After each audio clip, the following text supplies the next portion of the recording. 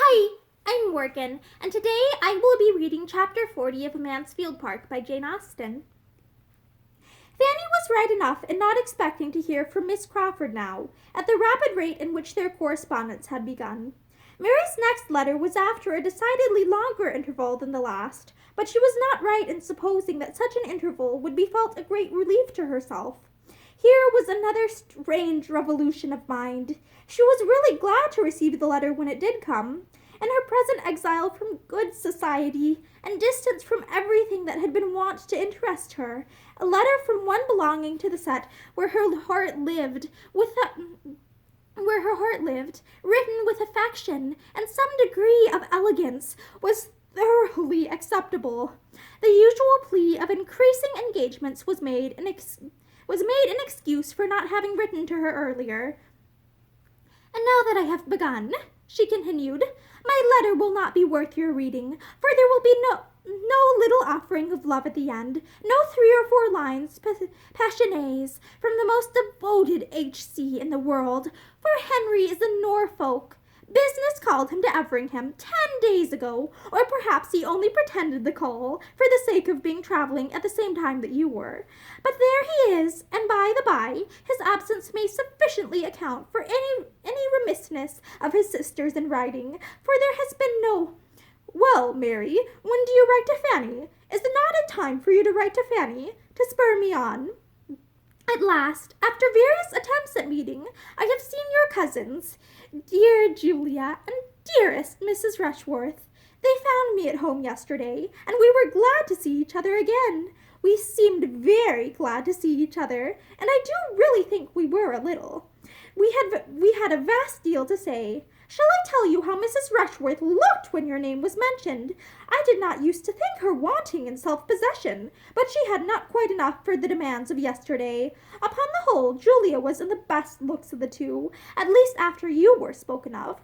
There was no recovering the complexion from the moment that I spoke of Fanny, and spoke of her as a sister should. But Mrs. Rushworth's day of good looks will come. We have cards for her first party on the 28th. Then she will be in beauty, for she will open one of the best houses in Wimpole Street. I was in it 2 years ago, when it was Lady Lascelles, and prefer it to almost any I know in London, and certainly she will then feel, to use a vulgar phrase, that she has got her pennyworth for her penny. Henry could not have afforded her such a house. I hope she will recollect it, and be satisfied, as well she may, without moving the queen of a palace, though the king may appear best in the background, and as I have no desire to tease her, I shall never force your name upon her again. She will grow sober by degrees. From all that I hear and guess, Baron Wildenham's attentions to Julia continue, but I do not know that he has any serious encouragement. She ought to do better. A poor honourable is no catch, and I cannot imagine any liking in the case, for, take away his rents, and the poor baron has nothing. What a difference a vowel makes, if his rents were but equal to his rants. Your cousin Edmund moves slowly, detained, perchance, by parish duties. There may be some old woman at Thornton Lacey to be converted. I am unwilling to fancy myself neglected for a young one. Adieu, my dear, sweet Fanny. This is a long letter from London. Write me a pretty one in reply to gladden Henry's eyes when he comes back, and send me an account for all the dashing young captains whom you disdain for his sake." There was great food for meditation in this letter, and chiefly for unpleasant meditation, and yet, with all the uneasiness it supplied, it connected her with the absent. It told her of people and things about whom she had never felt so much curiosity as now, and she would have been glad to have been sure of such a letter every week. Her correspondence with her Aunt Bertram was her only concern of higher interest. As for any society in Portsmouth that could at all make amends for deficiencies at home, there was none within the circle of her father's and mother's acquaintance to afford her the smallest satisfaction. She saw nobody in whose favor she could wish to overcome her own shyness and reserve. The men appeared to her all coarse, the women all pert, everybody underbred, and she gave as little contentment as she received from introductions either to old or new acquaintance. The young ladies who approached her at first with some respect and consideration of her coming from a baronet's family were soon offended by what they termed airs, for as she neither played on the pianoforte nor wore fine pelisses, they could, on farther observation, admit no right of superiority. The first solid consolation which Fanny received from the evils of home, the first which her judgment could entirely approve, and which gave any promise of durability, was in a better knowledge of Susan, and a hope of being of service to her. Susan had always behaved pleasantly to herself, but the determined character of her general manners had astonished and alarmed her, and it was at least a fortnight before she began to understand a disposition so totally different from her own. Susan saw that much was wrong at home, and wanted to set it right. That a girl of 14, acting only on her own unassisted reason, should err in the method of reform was not wonderful, and Fanny soon became more disposed to admire the natural light of the mind which could so early distinguish justly, than to censure severely the faults of conduct to which it led. Susan was only acting on the same truths, and pursuing the same system, which her own judgment acknowledged, but which her more supine and yielding temper would have shrunk from asserting. Susan tried to be useful, where she could only have gone away and cried, and that Susan was useful she could perceive, that things, bad as they were, would have been worse but for such interposition, and that both her mother and Betsy were restrained from some excesses of very offensive indulgence and vulgarity. In every argument with her mother, Susan had in point of reason the advantage, and never was there any maternal tenderness to buy her off. The blind fondness which was forever producing evil around her, she had never known. There was no gratitude for affection, past or present, to make her better bear with its excesses to the others. All this became gradually evident, and gradually placed Susan before her sister as an object of mingled compassion and respect. That her manner was wrong, however, at times very wrong, her measures often ill-chosen and ill-timed, and her looks and language very often indefensible, Fanny could not cease to feel. But she began to hope they might be rectified.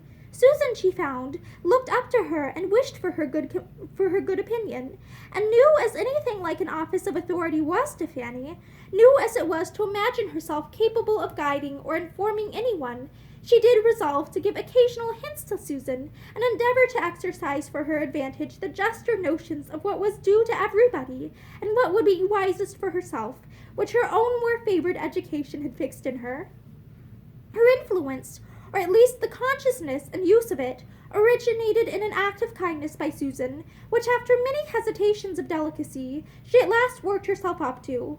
It had very early occurred to her that a small sum of money might, perhaps, restore peace forever on the sore subject of the silver knife, canvassed as it now was continually, and the riches which she was in possession of herself, her uncle having given her £10 at parting, made her as able as she was willing to be generous. But she was so wholly unused to confer favors, except on the very poor, so unpractised in removing evils, or bestowing kindnesses among her equals, and so fearful of appearing to elevate herself as a great lady at home, that it took some time to determine that it would not be unbecoming in her to make such a present. It was made, however, at last. A silver knife was bought for Betsy, and accepted with great delight, its newness giving it every advantage over the other that could be desired. Susan was established in full possession of her own, Betsy handsomely declaring that now she had got one so much prettier herself, she could never want that again. And no reproach seemed conveyed to the equally satisfied mother, which Fanny had almost feared to be impossible. The deed thoroughly answered, a source of domestic altercation was entirely done away, and it was the means of opening Susan's heart to her, and giving her something more to love and be interested in. Susan showed that she had delicacy, pleased as she was to be mistress of property which she had been struggling for at least 2 years. She yet feared that her sister's judgment had been against her, and that a reproof was designed to her for having so struggled as to make the purchase necessary for the tranquillity of the house. Her temper was open. She acknowledged her fears, blamed herself for having contended so warmly, and from that hour, Fanny, understanding the worth of her disposition, and perceiving how fully she was inclined to seek her good opinion and refer to her judgment, began to feel again the blessing of affection, and to entertain the hope of being useful to a mind so much in need of help, and so much deserving it. She gave advice too sound to be resisted by a good understanding, and given so mildly and considerately as not to irritate an imperfect temper. And she had the happiness of observing its good effects not unfrequently.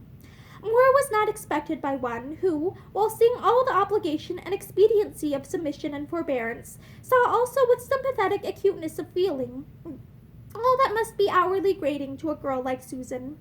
Her greatest wonder on the subject soon became, not that Susan should have been provoked into disrespect and impatience against her better knowledge, but that so much better knowledge, so many good notions, should have been hers at all, and that, brought up in the midst of negligence and error, she should have formed such proper opinions of what ought to be, she, who had no cousin Edmund to direct her thoughts or fix her principles. The intimacy thus begun between them was a material advantage to each. By sitting together upstairs, they avoided a great deal of the disturbance of the house. Fanny had peace, and Susan learnt to think it no misfortune to be quietly employed. They sat without a fire, but that was a privation familiar even to Fanny, and she suffered the less because reminded by it of the East Room. It was the only point of resemblance. In space, light, furniture, and prospect, there was nothing like in the two apartments, and she often heaved a sigh at the remembrance of all her books and boxes and various comforts there. By degrees, the girls came to spend the chief of the morning upstairs, at first only in working and talking, but after a few days, the remembrance of the said books grew so potent and stimulative that Fanny found it impossible not to try for books again. There were none in her father's house, but wealth is luxurious and daring, and some of hers found its way to a circulating library. She became a subscriber, amazed at being anything in propria persona, amazed at her own doings in every way, to be a renter, a chooser of books, and to be having anyone's improvement in view in her choice. But so it was. Susan had read nothing, and Fanny longed to give her a share in her own first pleasures, and inspire a taste for the biography and poetry which she delighted in herself. In this occupation she hoped, moreover, to bury some of the recollections of Mansfield, which were too apt to seize her mind if her fingers only were busy, and especially at this time, hoped it might be useful in diverting her thoughts from pursuing Edmund to London, whither, on the authority of her aunt's last letter, she knew he was gone. She had no doubt of what would ensue. The promised notification was hanging over her head. The postman's knock within the neighborhood was beginning to bring its daily terrors, and if reading could banish the idea for even half an hour, it was something gained. And that is the end of chapter 40. Thank you and have a great day.